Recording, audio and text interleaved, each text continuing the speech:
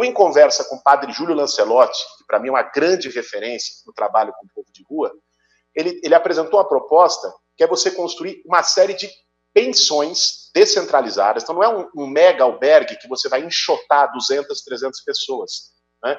Nós estamos falando aqui de pensões com poucas pessoas, com acompanhamento de assistente social, onde as pessoas estejam tratadas com dignidade. Mas esse é o atendimento de curto prazo. Você tem que ter uma política para solucionar o problema.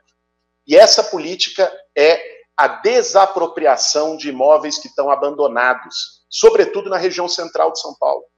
Olha que loucura, Carol. Nós temos 25 mil moradores de rua em São Paulo. E 40 mil imóveis abandonados só no centro expandido da cidade. Esses imóveis, não é a casa de ninguém, como o preconceito sobre o MTST, vai invadir a casa. Não, são imóveis em situação ilegal, abandonados há 20, 30 anos, que ajudam, inclusive, a criar uma situação de deterioração no centro, né? Esses imóveis, pelo Estatuto da Cidade, a prefeitura pode desapropriá-los. Alguns deles, inclusive, já são públicos. Então você desapropria, faz retrofit, requalifica e bota as pessoas para morarem lá.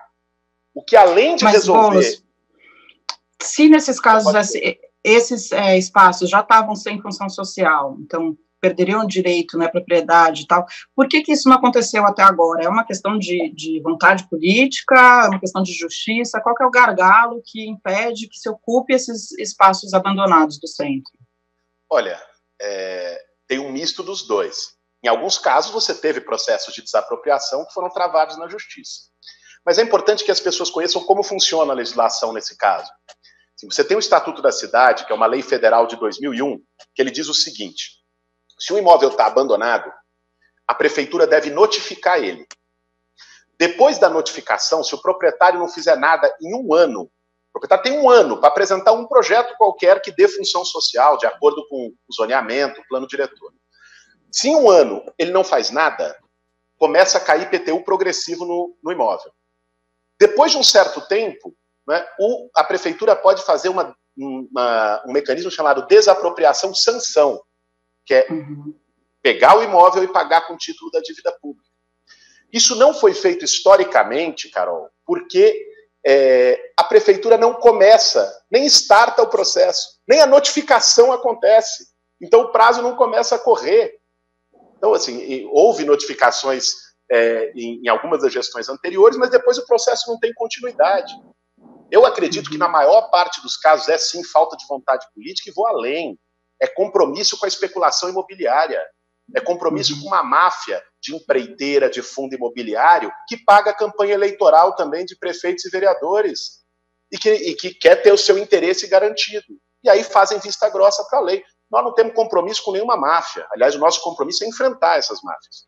É o que eu tenho feito no movimento social há 20 anos, em relação à especulação imobiliária.